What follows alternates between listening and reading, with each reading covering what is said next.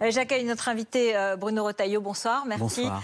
Vous êtes président aujourd'hui du groupe Les Républicains au Sénat, mais vous avez aussi été président de Conseil général et vous aviez sous votre responsabilité 2500 pompiers, donc vous comprenez bien la situation. Bien sûr, la plupart étaient des volontaires et j'avais 250 professionnels. En même temps, donc, comment est-ce que vous réagissez à ce qui s'est passé cet après-midi, ce soir d'abord peut-être sur les tensions, mais aussi sur les revendications? D'abord sur les revendications, ce qu'il faut bien comprendre, c'est que nos sapeurs-pompiers en ont ras-le-bol parce qu'ils sont la voie de recours de tout ce qui ne marche pas. Il n'y a plus de médecins, des médecins de ville, en campagne et maintenant dans certains quartiers. Et donc, on les appelle.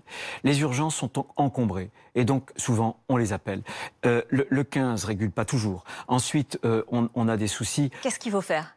Et on a des soucis parce que les sapeurs-pompiers, dans mon département, j'ai appris qu'il y avait près d'une dizaine de sapeurs-pompiers qui s'étaient fait agresser dans l'année, alors que c'est un département plutôt rural. Donc ils consentent vraiment beaucoup de difficultés. La société française, il faut les écouter, mais on ne peut pas régler uniquement le problème des pompiers sans régler aussi le problème de la désertification médicale, le problème des urgences. C'est ce qui rend la question très très difficile. Moi je pense qu'ils n'ont pas du tout bénéficié d'une bonne écoute du ministère de l'Intérieur. Je ne sais pas ce qui s'est passé, est-ce qu'il y a eu un problème de malentendu? En tout cas, ils ont eu le sentiment d'être poussés à bout et simplement de ne pas être écoutés. Il faut les écouter, leur parler droit dans les yeux, dire que tout ne peut pas être réglé. Mais est-ce qu'on peut supporter les violences qu'on fait aujourd'hui dans certains quartiers ou dans certaines zones rurales aux sapeurs-pompiers? C'est plus possible. Chaque jour qui passe, vous avez 110 policiers, gendarmes ou sapeurs-pompiers qui sont agressés. On est devenu une société de la violence et c'est les affrontements aujourd'hui, on le voit, qui sont... Du coup, vous condamnez cette tension de fin de manifestation aussi? Mais bien sûr que je la condamne. Ce qui est extraordinaire, c'est qu'on a là deux services publics, avec les CRS, le service public de la sécurité, et avec les sapeurs-pompiers, le service public de la sécurité civile, avec un affrontement. Nous sommes dans une société de l'affrontement et malheureusement, en France aujourd'hui, trop souvent, ceux qui veulent défendre des revendications pensent que seule la violence est une voie de recours. Vous savez, j'ai vécu Notre-Dame-de-Lande. J'avais dit à Emmanuel Macron, qui avait cédé à la violence des zadistes, aujourd'hui, vous donnez raison aux zadistes contre les décisions de justice, contre le référendum, eh bien, vous montrez un très mauvais signal. Ce soir, donc maintenant, la manifestation est dispersée. Ça c'est fini dans le calme. La circulation a repris place de la Nation, comme nous l'a expliqué notre reporter sur place. On va évoquer les autres questions qui sont évidemment aussi importantes. La question de la laïcité du port du voile dans l'espace public qui était au cœur des questions du gouvernement cet après-midi à l'Assemblée nationale. Vous, sénateur de Vendée, vous êtes pour une loi qui interdisent le port du voile à des parents accompagnant les sorties scolaires, ce qui a été un peu le débat de ces derniers jours. Mais je vous propose d'écouter Édouard Philippe. Il a répondu à l'Assemblée nationale à cette question et veut ainsi clore ce débat. Écoutez. Je ne pense pas, pour ma part, monsieur le député, que l'enjeu aujourd'hui, ce soit de faire une loi sur les accompagnants scolaires. L'enjeu, et je pense que nous pouvons nous retrouver là-dessus, c'est de combattre efficacement et avec le soutien de l'ensemble de nos concitoyens, les dérives communautaires. Ma ligne en la matière, c'est de mener sans faiblesse la lutte contre la radicalisation. Cette radicalisation islamiste qui menace notre société. Voilà, la radicalisation, oui, il faut s'y attaquer. Une loi de plus pour brimer peut-être des mères accompagnant leurs enfants en sortie scolaire, ça n'est pas nécessaire. Il s'agit de brimer personne. Quand j'entends le Premier ministre dire qu'il voit bien la radicalisation qui se déploie sur les territoires français, mais que fait-il très concrètement pour lutter contre? On voit aussi que dans notre société, il y a un phénomène, il y a un islam radical, politique, oui, mais qui veut imposer pardonnez-moi. sa marque dans nos territoires. Bien sûr, on va en parler dans un instant, mais est-ce qu'il passe par ces accompagnantes? Écoutez, il s'agit de signes. Il faut être précis parce que c'est très délicat, vous êtes d'accord? Il faut être très précis.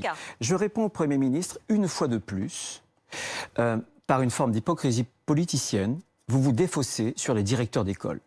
Il a fallu, souvenez-vous, vous vous en souviendrez certainement, c'était en 1989, dans un collège de Creil, des jeunes collégiennes voilées. Et il a fallu 15 ans pour que, avec Jacques Chirac, soit votée la loi interdisant à des élèves 2004. de porter le voile. Pourquoi? Tout simplement parce que l'école, plus qu'aucun autre service public, doit être protégée, notamment des influences religieuses ou politiques. Mais là, on est d'accord, monsieur le sénateur. Non, on n'est mais pas d'accord. les parents, la mère qui porte un voile et qui accompagne ses enfants, est-ce qu'elle est et si elle est à l'extérieur de l'école, est-ce que vous considérez qu'elle est un danger radical islamiste? Soyons clairs. Je pense que l'école, c'est en classe, et l'école, il y a l'école aussi hors les murs. Cet été, personne s'en est aperçu, la Cour administrative d'appel de Lyon a pris une décision très importante pour donner raison à un directeur d'école qui exigeait à des parents d'élèves en classe de se soumettre et de ne pas porter d'insignes visibles, ostentatoires d'une religion ou de la politique. Eh bien, pour moi, la sortie scolaire fait partie du temps scolaire. C'est une classe hors les murs.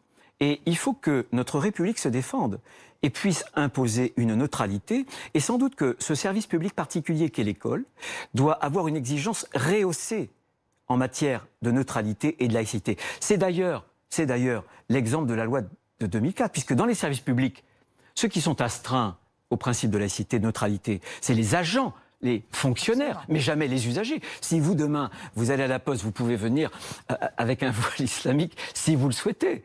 Sauf que là, avec la loi 2004, on dit non, il n'y a pas seulement les professeurs.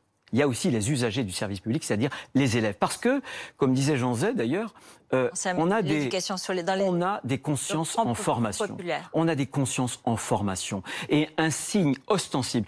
Je crois, moi, que, par ailleurs, le voile islamique n'est pas un bout de tissu quelconque. Je pense que c'est un signe.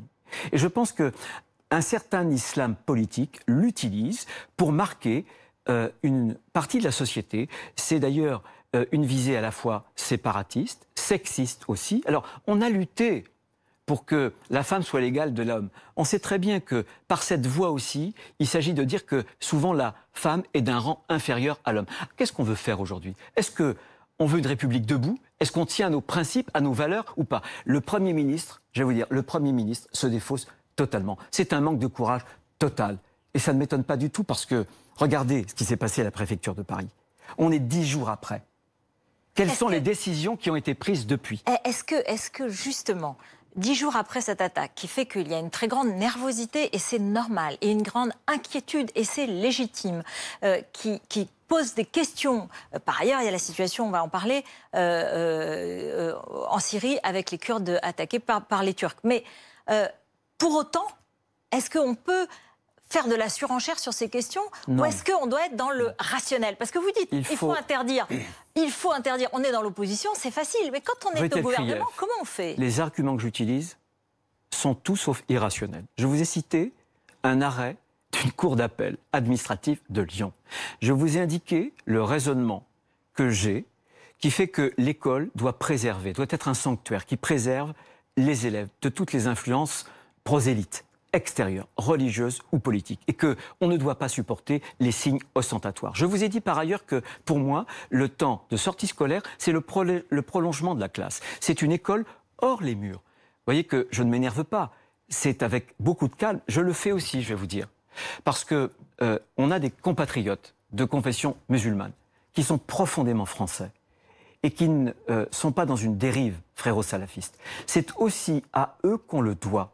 Voilà, pour les aider aussi à faire respecter un islam qui soit éclairé et qui ne soit pas dans une dérive. Écoutez, on a des livres qui paraissent pratiquement maintenant tous les mois de certaines de vos collègues qui ont étudié Trapp et bien d'autres choses. Tout est là, tout est documenté. Regardez l'IFOP, quelqu'un qui a écrit l'Archipel français, bien sûr, Jérôme Fourquet, qui indiquait que 27% de nos compatriotes qui professent cette confession musulmane, pour 27% d'entre eux, la charia est au-dessus de la loi de la République. Donc on a des indicateurs. Et vous voyez, le Premier ministre répond. Il répond pour dire, écoutez, c'est pas le problème, on s'en occupe pas. Moi je considère qu'il y a un terreau qui demain peut fabriquer des djihadistes. Alors, et nous devons nous attaquer à la fois au terrorisme, mais aussi à un terreau qui encourage des dérives qui n'ont rien à voir avec nos valeurs républicaines. Que fait-on face à la Turquie, qui a lancé son offensive terrestre. Vous allez participer ce soir à un meeting de soutien aux Kurdes avec un certain nombre de personnalités, dont Bernard-Henri Lévy, Jean-Christophe Lagarde ou encore Caroline Fourest.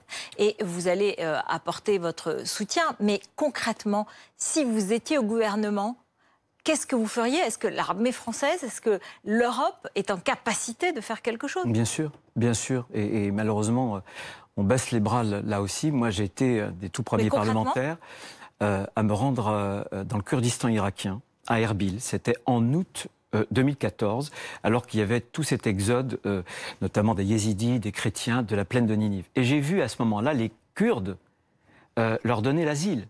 J'ai vu ensuite les Kurdes à Kobané lutter. Je les ai vus. C'est grâce, on a repris Raqqa grâce aux Kurdes. Je pense qu'il y a plusieurs choses à faire. La première chose, il faut qu'on puisse rappeler l'ambassadeur de France à Ankara pour marquer très clairement notre désapprobation. Deuxième chose, comment se fait-il que l'Europe continue des pourparlers pour l'adhésion de la Turquie? Non, c'est fini. Et puis, il faut bien entendu, sur le plan international, obtenir une zone d'exclusion aérienne.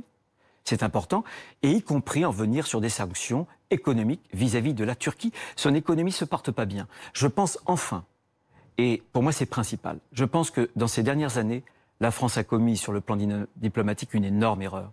Nous nous sommes totalement alignés sur la politique américaine. Que ce soit avec M. Obama et plus encore avec M. Trump, on voit bien que nos intérêts désormais divergent. Il faut donc que la France reprenne une attitude diplomatique conforme à son histoire gaulienne, d'indépendance. Parce que c'est comme cela qu'en parlant à la Russie, bien sûr, les Américains... Qui a commencé à être fait. Hein, c'est tout juste, et j'encourage le président de la République. Effectivement, il y a un petit virage. Il faudra attendre un peu pour savoir si c'est uniquement dans les mots ou dans les actes. Mais la France doit être cette puissance d'équilibre qui, dans le monde, dialogue, est capable de dialoguer avec tous pour la paix. Dernière question, puisque le temps nous presse.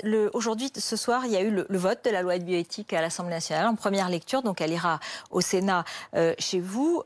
Apparemment, un quart des 104 députés ne devaient pas voter contre, des députés, les Républicains, je veux dire, ne devaient pas voter contre cette loi, et même 10 à 15 députés devaient voter même pour cette loi. On a le sentiment qu'une certaine droite n'a pas trouvé d'écho contre ces lois.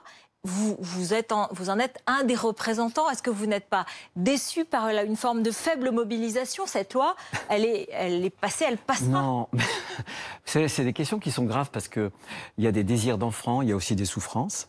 Et je comprends que, vous savez, politiquement, c'est difficile de porter un certain nombre de convictions. Moi, quand j'ai une conviction, je la porte, quel que soit le bien qu'elle me fasse ou non sur le plan populaire.